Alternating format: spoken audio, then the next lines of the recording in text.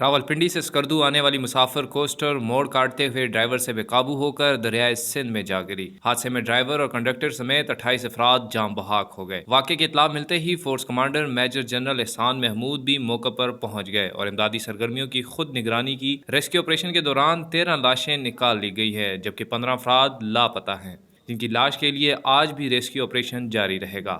Inch industrial company کی گاڑی number LES 5078 Rawalpindi سے 7 مارچ کو مسافر لے کر اسکردو کے لیے روانہ ہوئی۔ راستے میں روڈ بلاک ہونے کے باعث گاڑی پھنسی رہی اور پیر 9 مارچ کی صبح 5 بجے جب گاڑی رندو کے علاقے یلبو پہنچی تو موڑ کاٹتے ہوئے ڈرائیور سے بے قابو ہو کر 400 فٹ نیچے دریائے سندھ میں جا گری۔ حادثے کی اطلاع ملتے ہی استک تھانے کے SHO سمیت پولیس اہلکار، رندو انتظامیہ، ریسکیو 1122 کا عملہ، پاک فوج کے 104 انجینئر بٹالین کے افسران اور اہلکاروں سمیت کمانڈر FCNA کے میجر جنرل احسان محمود جائے حادثہ پر پہنچ گئے۔ جاں بحق افراد کے نماز جنازہ CMI اسکردو میں ادا کی گئی۔ نماز جنازہ میں دیگر کے علاوہ فورس کمانڈر میجر جنرل احسان محمود نے بھی شرکت کی۔ نماز جنازہ کے بعد میتیں آبائی علاقے کو روانہ کر دی گئی۔ توصیف علی سواتھی، پبلک ITV، اسلام آباد۔